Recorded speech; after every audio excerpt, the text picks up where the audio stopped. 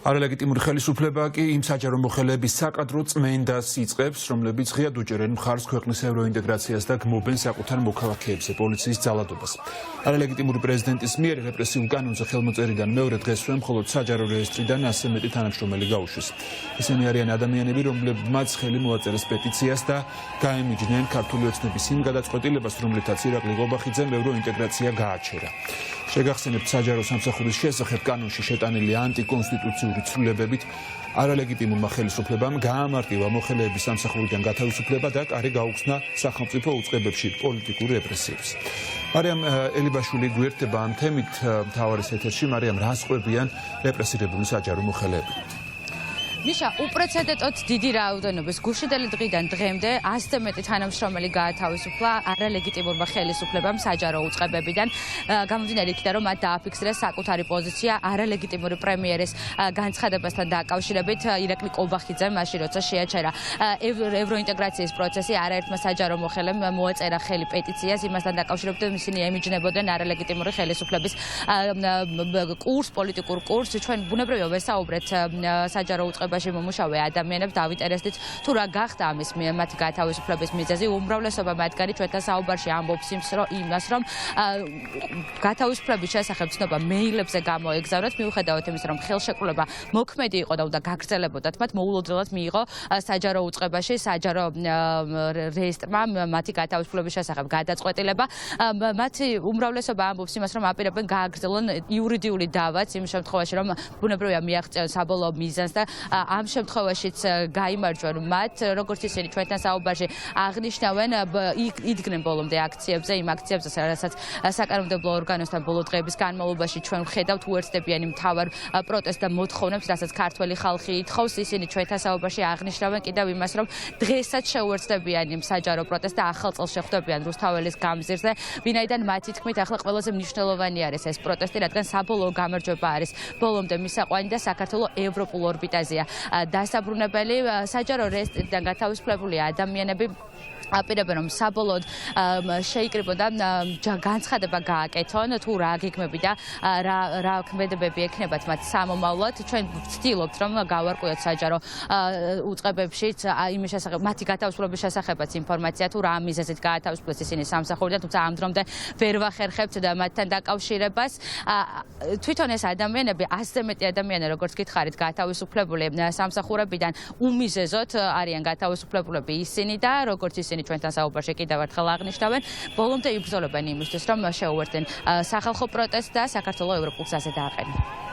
ნამდვილად ძალიან ბევრი ადამიანი გათავისუფლეს და ამას არ ველოდით და შეიძლება ითქვას, რომ სისტემურ რეგისტრაციების დეპარტამენტში მოხდა ძირითადად ეს ყველაფერი, სადაც ასე ვთქვათ, პეტიციას მოეწერა ხელი 28 ნოემბერს პრემიერ-მინისტრის მიერ გაკეთებულ განცხადებასთან დაკავშირებით, რასაც გავემიჯნეთ. ძირითადი დასაბუთება ის არის, რომ რატომღაც სამსახურს აღარ ჭირდება კადრები, თუმცა საინტერესოა ისიც, რომ დაახლოებით ერთი თვის წინ გამოაცხადეს ახალი კადრების ეს სრულიად გაუმართლებელია და უკავშირდება დიახ სწორედ იმ პოლიტიკურ ნიშანს და დისკრიმინაციას ჩვენი პოლიტიკური შეხედულებებიდან გამომდინარე. ნებისმიერი სამართლებრივი ფორმით ვიდავებთ, ეს იქნება შრომის ინსპექცია, ეს იქნება სახალხო დამცველი, თუ ეს იქნება სასამართლო და დღეს რა თქმა უნდა 31-ში ვიქნებით რუსთაველზე.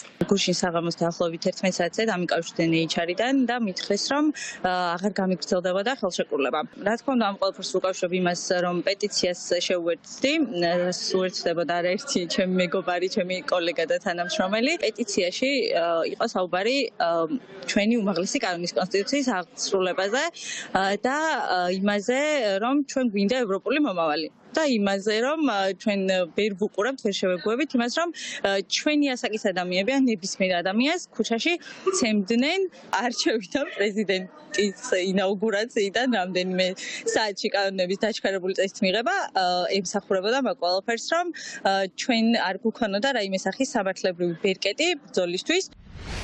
მოგესალმებით მეგობრებო, დღეს მეილზე მივიღე შეტყობინება, რომ საჯარო რეესტრი აღარ აგრძელებს ხელშეკრულებას ჩემთან. წერილში მითითებული გარემოებები ოდნავადაც არ არის ახლოს რეალობასთან. ეს გადაწყვეტილება ცალსახად უკავშირდება ჩემ მიერ დაფიქსირებულ საჯარო პოზიციას ქვეყანაში მიმდინარე მოვლენებთან დაკავშირებით. მე ეჭვი არ მეპარებოდა, რომ ასეთი გადაწყვეტილება იქნებოდა მიღებული, მით უფრო მას შემდეგ, რაც რეესტრის თავმჯდომარე შეგვხვდა თანამშრომლებს და პირდაპირ მოგთხოვა მხარის არჩევა, ან ყოფილიყავით ლოიალური მთავრობისადმი, ან პირდაპირ გვეთქვა, რომ აღარ გსურდა სისტემაში მუშაობა. შეკითხვის ფორმა აღიარებთ თუ არა ხელისუფლების ლეგიტიმურობას.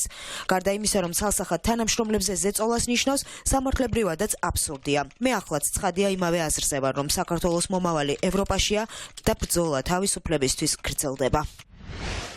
მეც მომილოცა საჯარო რეესტრის ეროვნულმა სააგენტომ ახალი წელი და აღარ გამიგრძელა ხელშეკრულება. იმის გამო, რომ ხელი მქონდა პეტიციაზე მოწერილი. არა რუსულ რეჟიმს, საქართველოს მომავალი ევროპაშია. საჯარო რეესტრთან შრომით ურთიერთობაში ვიმყოფებოდი 2 წელიწადზე მეტხანს. დღეს კი არასამუშაო დრო, სატელეფონო კომუნიკაცია და მეილის საშუალებით მეცნობა, რომ საჯარო რეესტრსა და ჩემს შორის გაფორმებული შრომითი ხელშეკრულების მოქმედების ვადა ამოიწურა და ორგანიზაცია დარჩენილი სამუშაოების მცირე მოცულობიდან გამომდინარე მოკლებულია შესაძლებლობას გააფორმოს ახალი შრომითი ხელშეკრულება. ხელშეკრულების ვერ გაგრძელება კი რა თქმა უნდა უკავშირდება იმ პეტიციაზე ხელის მოწერას, რითიც საჯარო რეესტრის თანამშრომლები ვემიჯნებით ანტიევროპულ გადაწყვეტილებას. საჯარო რეესტრიდან გათავისუფლებული ყველა ადამიანი არის პეტიციის ხელმომწერი, რომელიც ემიჯნება არალეგიტიმური ხელისუფლების პოლიტიკურ კურსს. ბუნებრივია, მათ გათავისუფლებას გამოეხმაურნენ უფლებადამცველების და არასამთავრობო ორგანიზაციის წარმომადგენლებიც. ისინი ამბობენ, რომ თვითგამოცხადებულმა პრეზიდენტმა მიხეილ ყაველაშვილმა სწორედ ამ რეპრესიების გამო მოაწერა ხელი საჯარო უწყებებში კანონის ცვლილებებს, რომ დაწყებულიყო რეპრესიები საჯარო მოხელეებზე იმ ადამიანებზე, ვინც მკაფიოდ აფიქსირებენ თავიანთ პოზიციას საჯარო სამსახურებში. ისინი აღნიშნავენ იმასაც და ამბობენ, რომ ახლა საჯარო მოხელეებზე გადის თითქმის ზღვარი გამარჯვებისა და მათ უნდა დააფიქსირონ მიუხედავად რეპრესიებისა საკუთარი პოზიცია. არაერთი არასამთავრობო ორგანიზაცია არსებობს, რომელიც ეხმარება სამსახურიდან უსაფუძვლოდ და უმიზეზოდ გათავისუფლებულ ადამიანებს, მათ შორის საერთაშორისო გამჭვირვალობა საქართველოს და ერთ-ერთი ფონდი თავისუფალი აზრისთვის, რომელიც საჯარო მოხელეებს უზრუნველყოფს მათ შორის ფინანსურადაც. ეს არის ისტორიკაში მყოფი რეჟიმის შურისძიება იმ ხალხზე, რომელიც სხვანაირად ფიქრობს. მაგრამ მათ საბოლოო ჯამში არაფერი არ გამოუვათ, იმიტომ რომ ისინი უბრალოდ ჭრიან იმ ტოტზე, რაზედაც ხედან. ეს ხალხი ხო შეავსებს პროტესტებს და ვთქვათ, არა მარტო თვითონ ისინი, რომლებიც დაითხოვეს დღეს სამსახურიდან, არამედ ისინიც, რომლებიც მოველიან ყოველ წუთში სამსახურიდან დათხოვნას. მაგრამ მე მინდა უთხრა ამ ხალხს, რომ ეს რეჟიმი აუცილებლად ჩამოიშლება, მათ შორის იმ პროტესტის გამო, რომელიც საჯარო სამსახურში არსებობს. და მე მინდა უთხრა მათ, რომ ისინი არ არიან მარტო. ჩვენმა ორგანიზაციამ გამოაქვეყნეთ გუშინ ცხელი ხაზი, რომელზეც შეუძლია დაარეკოს ნებისმიერ საჯარო მოსამსახურეს. გასდა ჩვენი იურისტები დაეხმარებიან მათ. ფაქტობრივად მიმდინარეობს საჯარო უწყებებში დასაქმებული ადამიანების პოლიტიკური წმენდა და აშკარაა, რომ ეს ხდება მათ მიერ გამოთქმული მოსაზრებებისა თუ მათ მიერ პეტიციაზე ხელმოწერის გამო. მიღებული დაჩქარებული ცვლილებები, რომელსაც უკვე მიხეილ ყაველაშვილმაც ხელი მოაწერა, ფაქტობრივად კიდევ უფრო მეტად აიოლებს რეპრესიებს საჯარო მოხელეების მიმართ. ძალიან მნიშვნელოვანია მათ მიერ საჯაროდ გამოთქმული მოსაზრებები, მით უმეტეს იმ ვითარებაში, როდესაც ქართულმა ოცნებამ გადაუხვია სწორედ ამ ევროპული ინტეგრაციის პროცესს.